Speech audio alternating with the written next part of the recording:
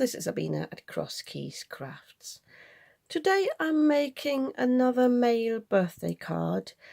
I need one for a 70th birthday, and at first I thought I'd use one for my stash, but at the moment I've only got beer related cards, and this gentleman, he doesn't drink beer, but he likes cars, and I remembered that I have got this die. I haven't used that yet. I think I showed you that in a haul when I got it. This is from Printable Heaven.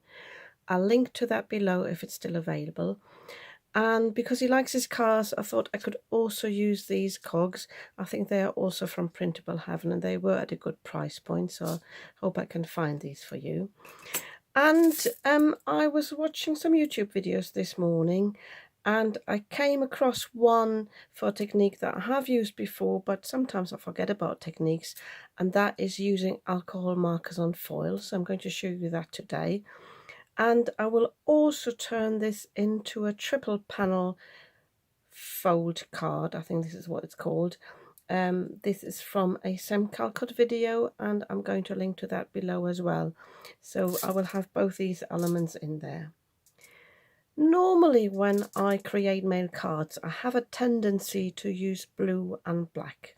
But again, because I've done that before, I decided to introduce some different colours. So I went for a brown and red colour scheme. So I've just got a chocolate brown here. I've got loads of that cardstock. I've got a bit of this. It's more like a Bordeaux, like a wine colour.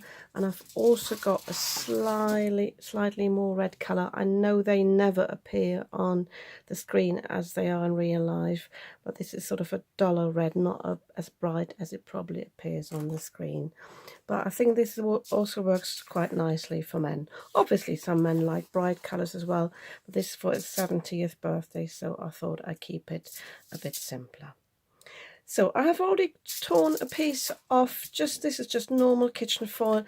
You can see it has got this honeycomb texture, but that doesn't matter because I want to put it through an embossing folder anyway, and I don't mind this texture either, even if I don't put it through an embossing folder. And I've just got a thin piece of cardstock. I think this is just 160 GSM. I just picked up this brown, but it can be any colour really because it's just for the back. And I just want to show you how to adhere this onto that piece of foil. I will just use some normal glue stick, but you can use any glue that allows you to cover it completely. I was thinking about maybe using my duo paste, can't think now what it's called, the Decofoil, and any glue really that would stick, because you want this to stick down completely, especially as I will use part of this to die cut from this. So I've shown you this in my foil balloon foil video before that I put up a few weeks ago, and you just want this to cover this properly. And then the important thing is that I get rid of all these bits here that are sticking up, because you don't want them to show. I'm trying to get as close to the edge as I can. Oh, I'm going off camera there. By the way, this is just like an A5 piece of cardstock. I will make a 5x7 card, but I have got a bigger piece, so I've got plenty to work with. So, and then all I need to do is to just set this down and flatten it out nicely. You can turn it over. I don't think it matters whether you use this or this is the duller side or the shiny side. It probably makes a difference, but for mine purpose it doesn't make a difference. And if you've got any bubbles, you can either use this, might actually be some excess glue, not sure there, but you can use a little pin and pop the bubbles and just let the air out, or just smooth it out like this. So because it's going to make a bit of noise, I'm going to cut this off camera now, just take the edges off, and then I'll show you what we do with alcohol markers. So I wish I followed my own rules and would be careful what I have, because I've got a little thing peeking out here, but I can't remove it now. Don't know what it was. It might have been something on the foil rather than the paper, but it doesn't matter. I'll try to die cut around that. So what I have got here is a selection of red, orange and brown alcohol markers. If you have got liquid alcohol inks, you could use those, but I don't have them. And I have shown you this technique on vellum before, but as I said, it also works on the foil, and this is what I'm going to show you now. So I will just very randomly apply the alcohol on this panel here, and I will speed this up in a moment. So I'm just putting it around here. The colours don't appear as they would on cardstock paper, obviously. They do disappear a little bit and get a bit paler, and I'm just coming in randomly as they come, trying to set these next to each other, but not the darker colours too close to each other. And you can see they're already, maybe you can't, so let me zoom in a little bit. They do spread already a little bit, but that doesn't matter, because once we come in with our alcohol spray, which is just the normal spirit alcohol, they will spread quite nicely. This, for example, if I show you this is a lighter orange. That doesn't show on there at all, so I will dismiss that one. So we'll probably have to use some darker colours. So you can see what I'm doing. So I think I'll just quickly do this off camera. I'm going to fill this panel here with my markers, and then I'll show you what we do with the alcohol. So I have covered my panel. I also came in with a little bit of pink, just as a variation of the red.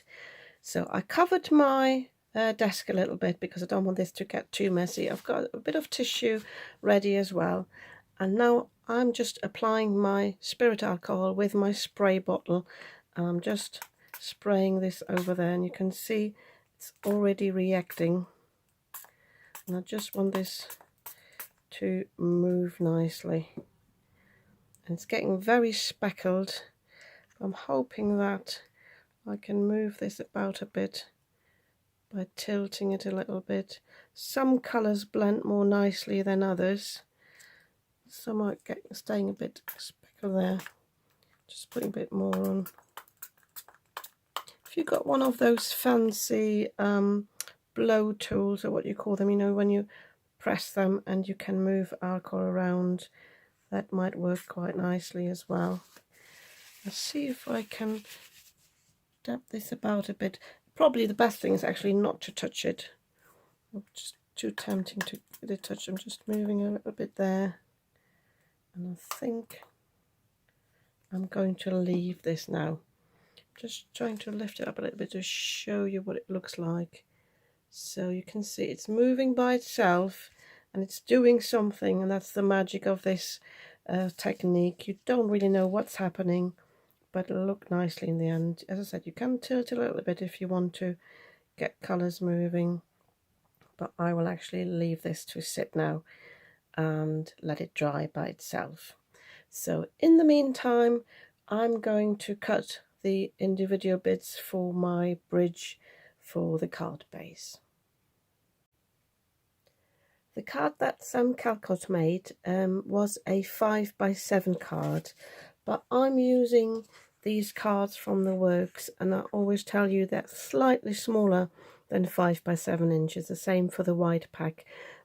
So my measurements will have to be altered just a little bit, and I'll show you in a second how that can easily be done. For the bridge folds, you need 3 strips that are 1 3/4 by 7 inches. And because I haven't got any craft cardstock in my stash at the moment, I just used one of these cards and I just cut the strips from that, and I can always use as scraps for another project. So, but because my strips are consequently a bit shorter than the 7 inches, what you do is when you score these, normally you would score them at 1, 2, 5 and 6. You just use your scoreboard and you just score them at 1 and 2 from either side. So I'm scoring this at 1 inches and 2 inches, and then I'm just turning it around and just doing 1 and 2 inches. And what that does is just making the middle bit just slightly shorter, and you don't need to think about what to cut off at the ends. So I'm just doing that quickly with the other two.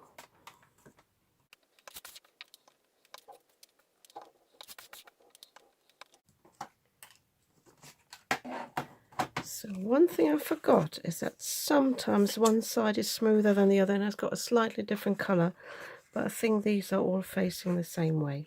So what you need to do now is to fold this. So you need a valley fold here, a mountain fold here, another mountain fold here, and a valley fold here, so that you end up with this shape here. And you do that with all these, all three, and you obviously burnish them as well. Just burnish it here, there, there, and there. I'll just quickly do the other two off camera, and then I'll show you how to assemble the card. I'm quickly popping in with this panel. Just wanted to show you this. It's nearly dried, but on this side here it hasn't moved much, and I think it's because I didn't apply a lot of alcohol there because I was spraying from this side. So I'm just turning this around a little bit, and I'm just using my alcohol again and just apply a little bit more to get it a bit more moving. If you find you don't have enough movement, or you might have to even apply a bit more colour, you can do that. So I'm just leaving this to sit now, and I might even, when I get a bit impatient, go over this a little bit with my heat tool, but I don't want to move it around too much, so I'll let it set a little bit and then maybe just dry off the last bits with my heat tool. I'm conscious though that I might take the glue off, or reheat the glue, that it might stick less, I don't know. So I'll have a look again. I can see quite a nice bit of movement there, so I might just tilt it a little bit to move this around.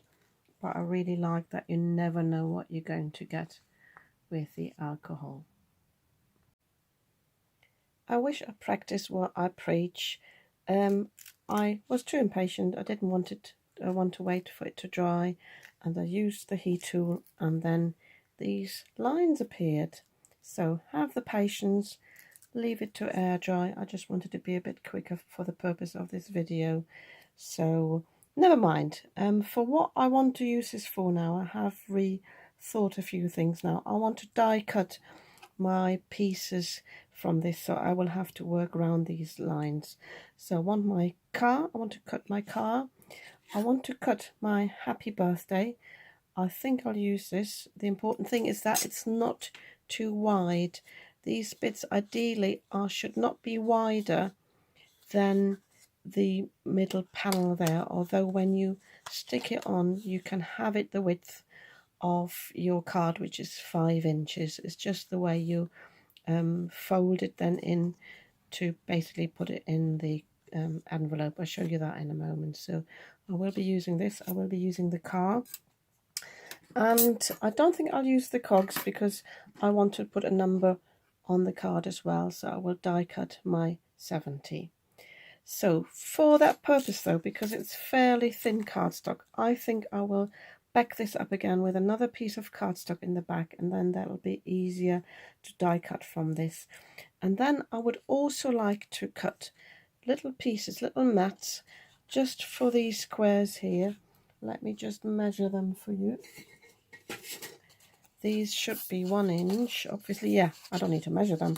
These are 1 inch by 1 3/4, obviously. So I need to cut these accordingly smaller, just a little bit, especially taking care that I don't have cardstock in the fold here.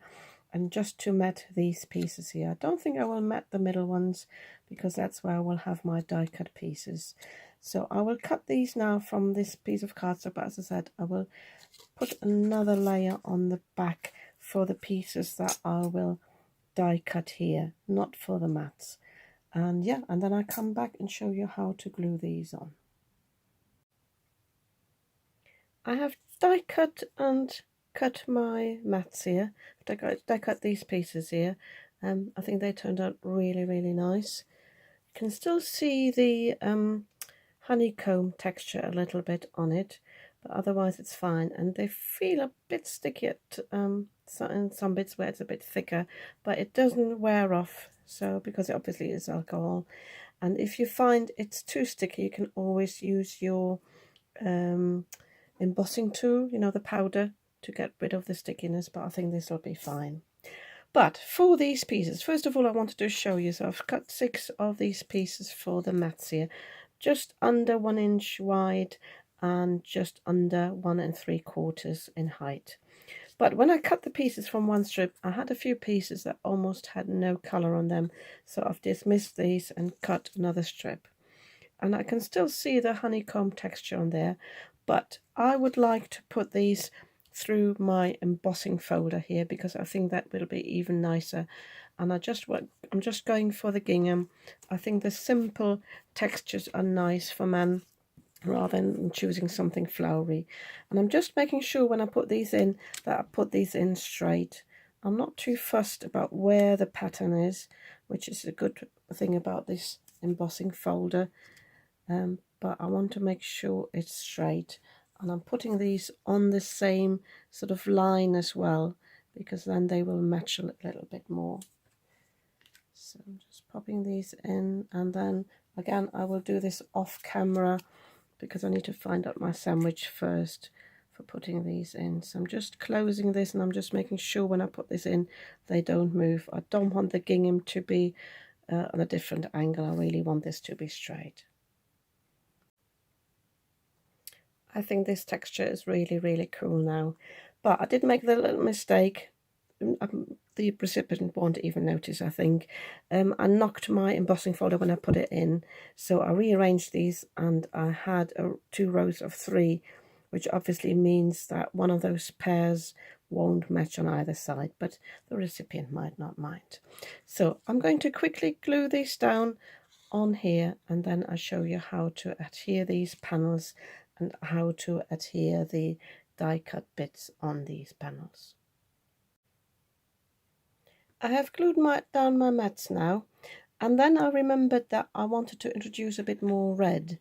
At first I thought I could just cut another piece, or I did actually cut another piece of the red cardstock to put behind the sentiment, and I did the same for the car and the number as a shadow, but I didn't quite like how the craft cardstock peeped through then, so I just decided to mat these with red cardstock. For the car, because the windows are clear, I decided to go for the brighter red and to put that car on there, and for the other bits I just embossed the darker red and glued these down. These panels here are just slightly smaller than the middle panel, slightly smaller than 3 inches, and slightly shorter than the 1 3/4. I messed about a little bit. It was a trial and error thing. This is why I can't give you exact measurements.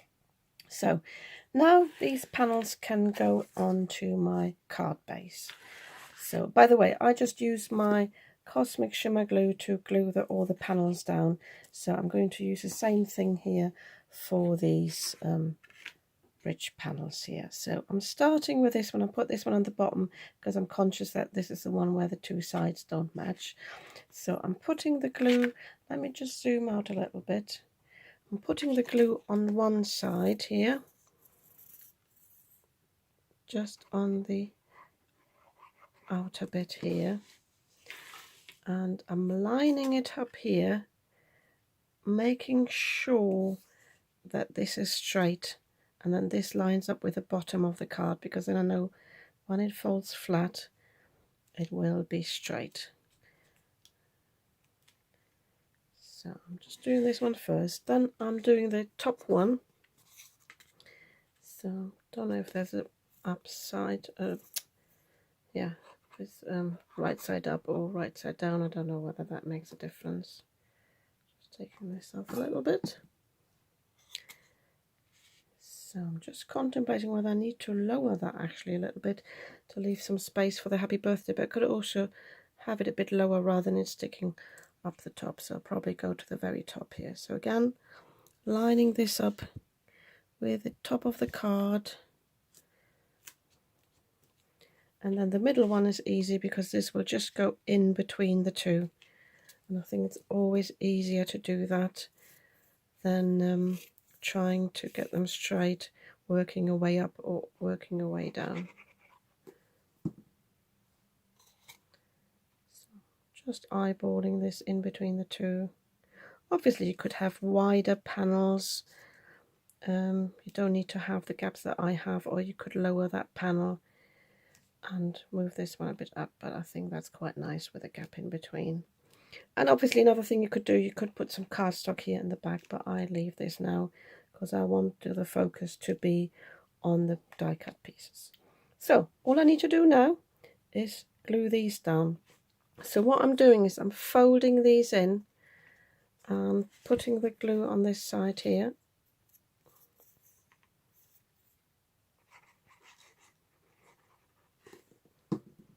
And let me just turn this around, I think it'll be easier. So fold it in, and then I'm pressing this down.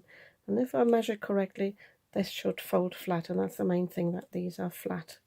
That's why we're folding it in now. So I'm doing the same with all the other two.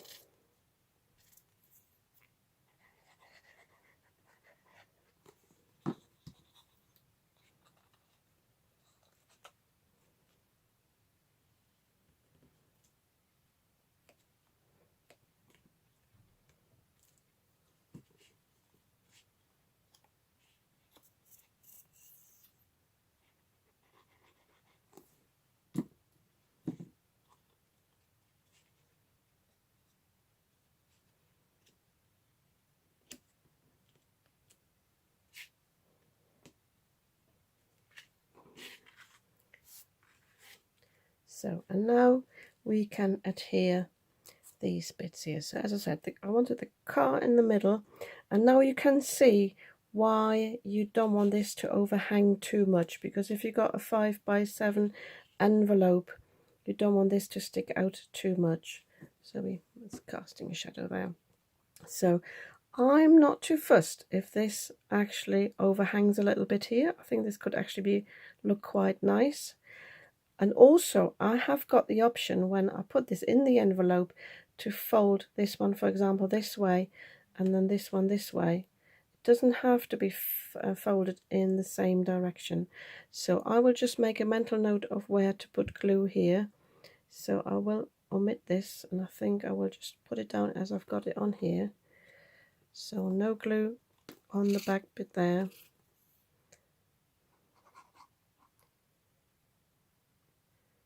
I'm a bit conscious here, I don't want this to ooze out, so I'm just using my finger bit to spread this round. I might have gone a bit too far already there, but I don't know.